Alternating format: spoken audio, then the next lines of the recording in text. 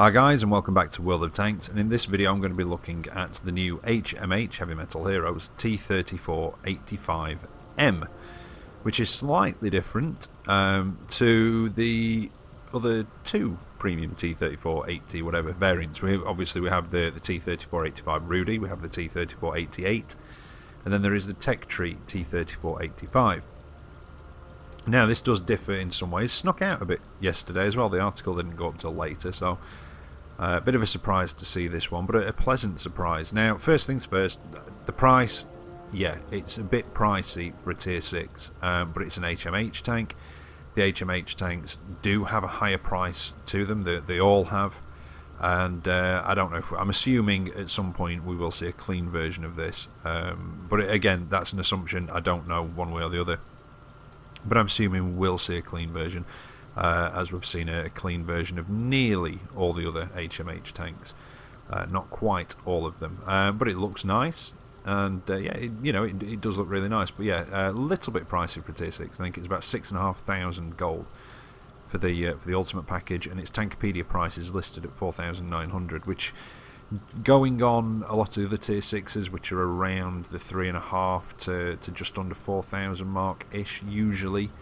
Around that price. It is a little bit expensive at 4,900, but then again, like I say, it's an HMH tank and they do tend to have that higher price tag. So there's a few to compare it to, so I think I've got a handle on it. It's been a tricky one, but I think I've basically got a handle on it. So essentially what it is, it's a T-34-85, and they were produced from a certain factory. It says in the description, I can't remember which one it was, but yeah, produced from a certain factory, and they basically move the fuel tanks, they increase the frontal armour, and in the description it says they reduced the rear armour. However, if you look at Tankopedia, it shows that the rear armour is actually 5mm more than it is on the Tech Tree T-34-85, and obviously the same with the T-34-88 and the Rudy, which all have the same.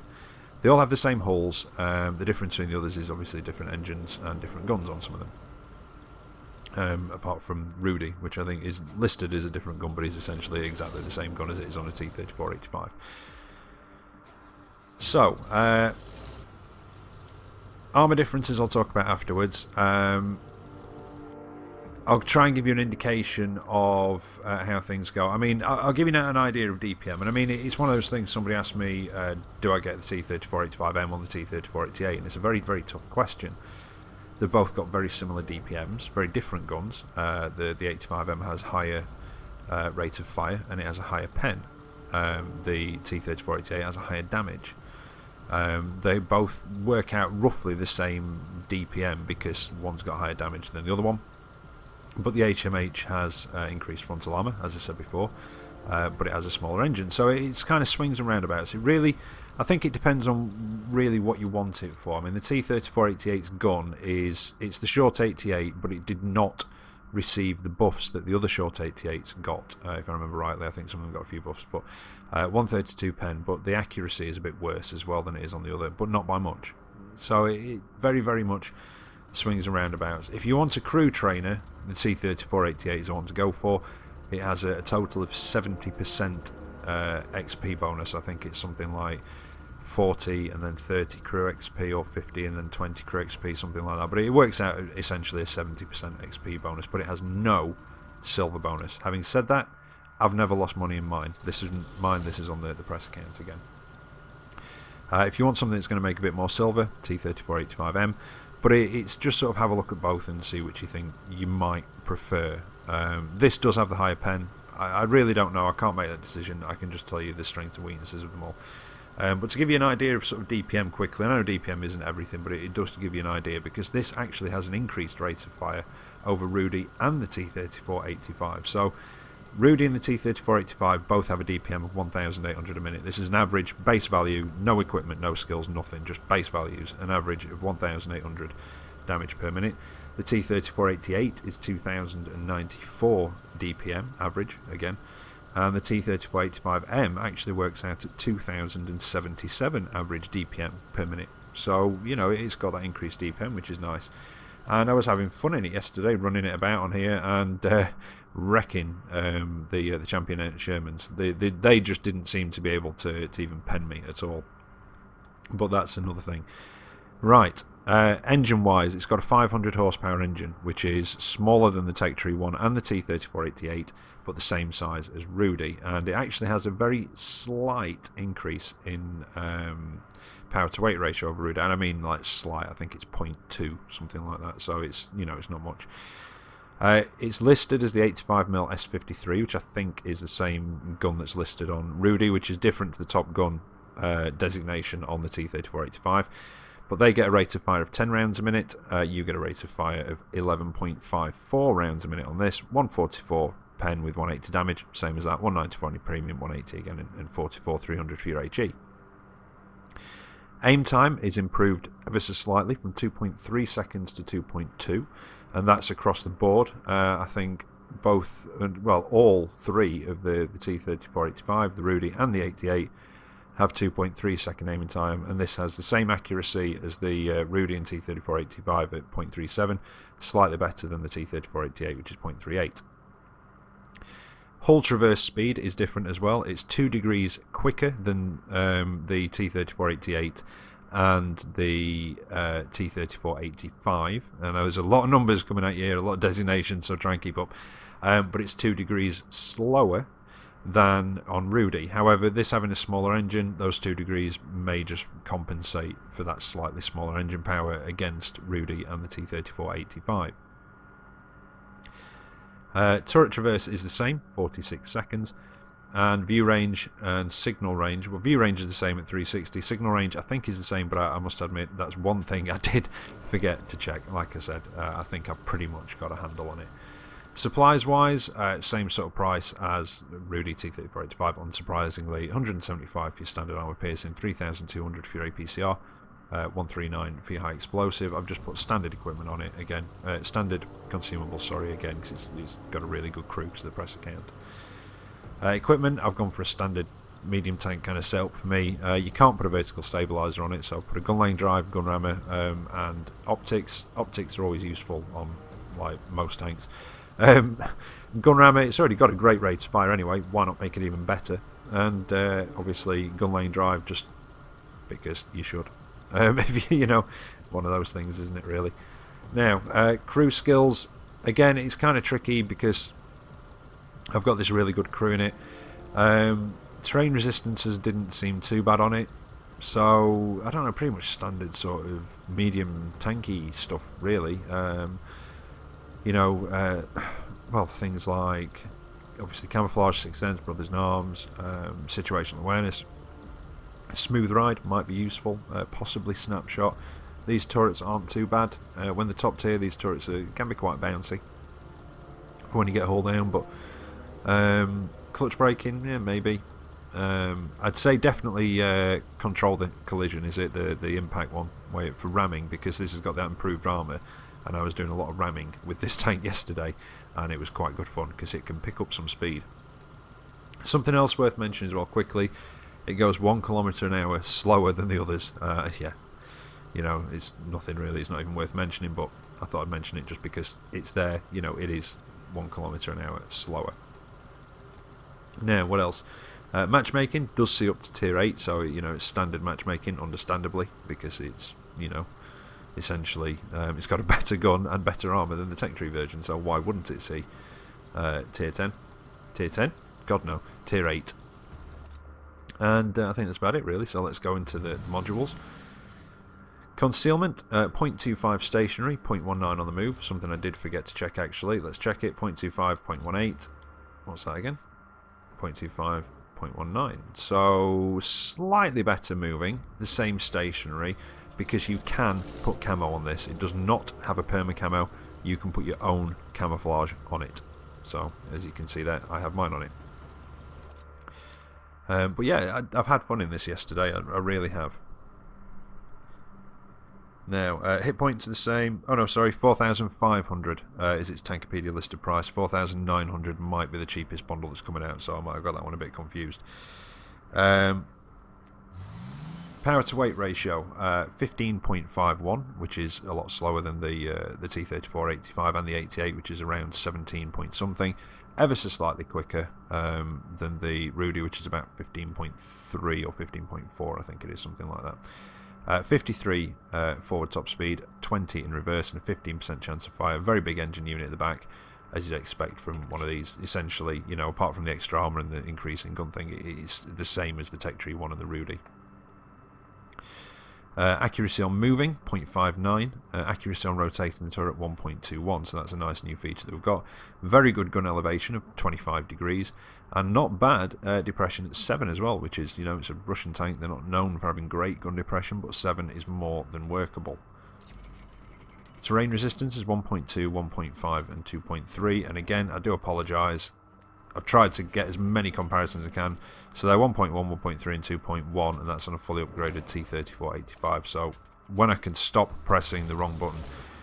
Well, I didn't actually. It's just been a bit laggy today in the garage. I don't know why. So yeah, terrain resistance is slightly worse, but not really worth mentioning. I didn't really notice anything untoward with that yesterday. It was more than quick enough. Turret on top. Radio is on the left hand side of the turret, just below the commander's hatch, so I'm assuming commander doubles up as radio operator. Full of ammo racks, the bustle of the turret, the side of the turret, the sides of the tank just below the turret ring and above the tracks, and just below that as well. So yeah, basically if you're shooting at one of these from the side, aim somewhere below the turret ring and you're likely to hit an ammo rack. Crew members, you've got the driver, you've got the hull gunner, you've also got the commander under his cupola, and the gunner and the loader. And I'm assuming the commander will double up as the radio operator. And I think that's about it for those. Now, armour, yes, disappointing. Something that you may have noticed straight away. Where are the sandbags and extra track? They don't count as extra armour on this, which is a point that I raised, actually, with somebody at Wargaming yesterday when I saw this, because it feels very inconsistent at the moment. The Tiger 2, the tracks on the side of the turret, act as spaced armour. The M449, the HMH version, the sandbags and extra track act as spaced armour, but the 1357, which came alongside that tank, its sandbags don't. The Champion Sherman, the sandbags on that act as extra armour, the sandbags on this don't. So I was saying that basically it needs to be all or nothing. Either all sandbags and extra track on tanks need to act as extra armour, or none at all, because at the moment it's very, very inconsistent. Another example is the T-34-88. The extra track on the front of the hull of that acts as extra armour.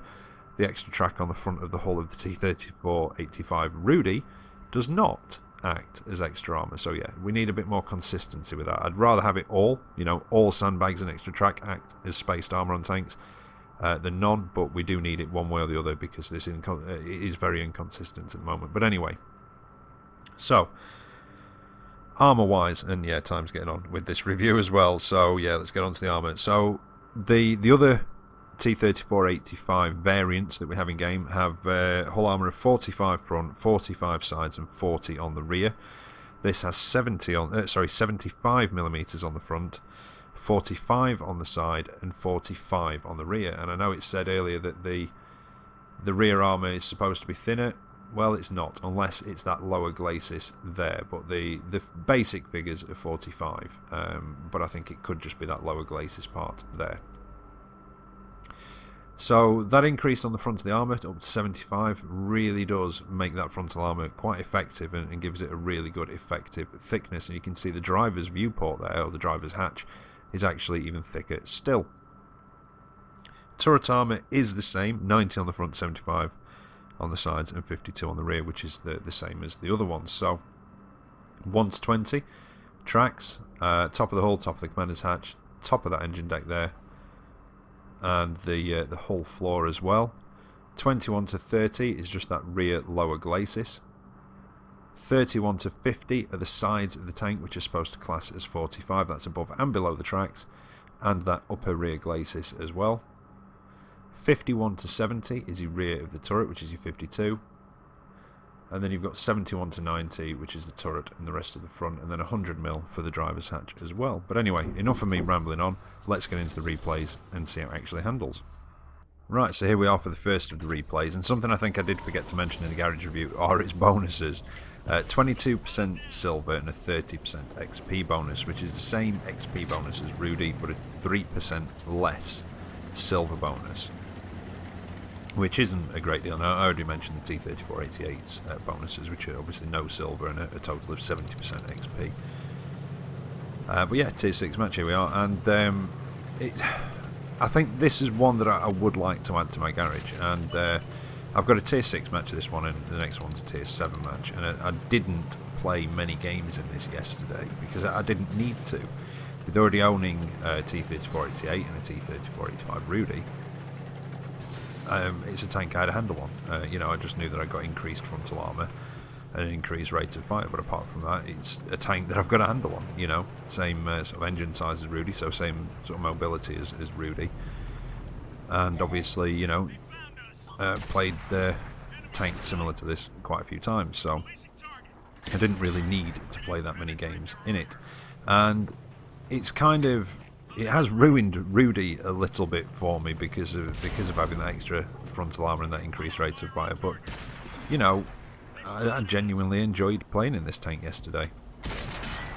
It was nice. The extra armour is a welcome bonus. The extra rate of fire again is a welcome bonus, and it makes quite a tidy little medium sort of flanker, really.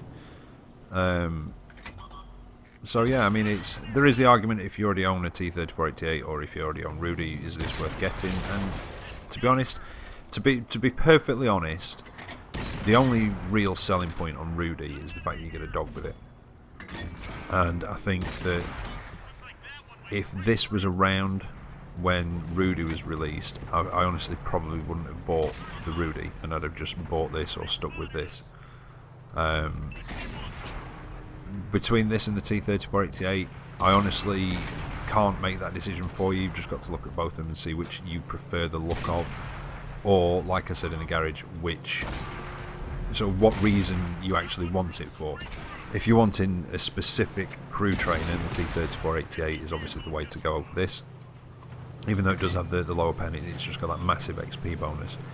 If you're wanting a Russian premium medium tank, you know, around tier 6, and you're not fussed about it as a crew trainer, or you're wanting it to make a bit more silver, then this is the way to go. But it's up to you at the end of the day. You know, I can just tell you the sort of strengths and bonuses of the tank, strengths and weaknesses even, sorry, and that's it really. But yeah, I definitely would. I mean, you can see those Shermans with the stock gun with the 9-2 pen, they're just bouncing off it. The M6, he managed to get through the front as well. And I mean, as regards to weak spots as well, because I do feel like I sort of went over the armour bit a bit quickly in the garage, but again, it's a tank that we sort of know, and if you don't have enough pen just to get through the upper glacis on this, or to get through the front, but you know, but obviously you had enough pen to get through a T-34-85's front, then you want to be going for the commander's hatch, or you want to track it and get around the sides. There's going to be a lot of stuff. The M6 is one that I've already mentioned that can just get through the front of one of these.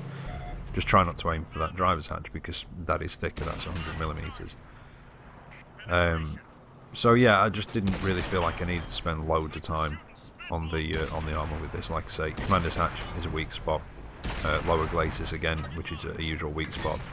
And if you can't just get through the front, then obviously you've got to go for that commander's hatch, or, like I said before, track it and get around the side.